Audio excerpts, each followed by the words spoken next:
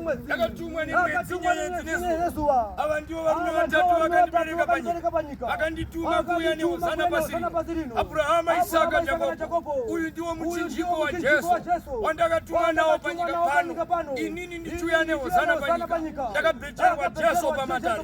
Ano ndava kutaura rwendo rwedhaivhosi. Ini ndiri muviri wekutanga kuimba yekwayebhero, akaberekwa muropa. Ndichataura ndiri muropa kuna Isaka, ndiri wekutanga. Ndinotaura ndakatsika mumveri nemoto. Ndiri mhonduro chena, kana ndava kutaura ndinodzowa moto pamutambo wematare. Akaitwa muchuchisi, finisha wemachimana. Ini ndini machimana machuere, tinopika nehosana. Akapiwa chibhakera chemunamato, tinorova hondo nepamunamato. Tinopika nenzvimbo yandakapiwa. Wazvinzwa here iwe? Tinopika nenzvimbo yandakapiwa naBaba. Wakandipa tsvimbo yechikuriri kuzonyararidza ngara dzose dzerima. Wakandikunda kunyararidza sukurupfi nemokororo dzerima. Saka ndine ngundu yematare yandakapiwa naMambo. Ndakapiwa zuva mwedzi nenyedzi. Aya ndiwo madzibaba matare akandisainira kufamba panyika ino. Tine rwendo Baba wandakatenderana nevaridzi veBaba. Baba nyedzi ngaikupe pfuma, sirivha nendarama. Saka zuva ranhasi Baba wakomborera. Zvakanaka ndinotenda. Zvakanaka. Simuka iwewe. Hairishini womeka.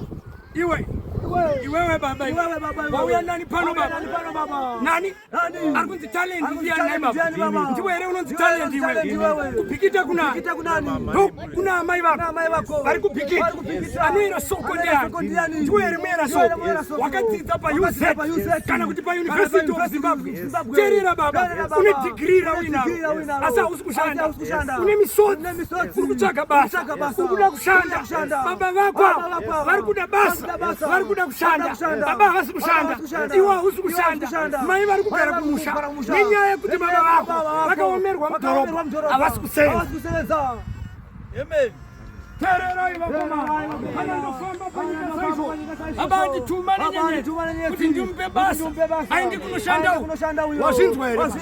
Uyu mukomana kana akarangarira shure kwaakabva, Baba ndichakuchengeta. Mbone varume vakatambura pakuyambuka kwenyu. Kune chembere iri kumusha yakatarisira pauri Baba. Dai wanga uri mwana anoziva, waigara uchizvifunga. Mai vangu varipiko? Mai vako vari kumusha, vari kuti wangu mwana zuva ichave nhongo. Wazvinzwa? Ndakukupa basa iwe kuti utondere chembere dziri kumusha, urangarire mai nakutuku. Wazvinzwa? Saka ndauya nenyeye kuzokuvhurira masuo eupenyu hwamangwana. Wanzwa here?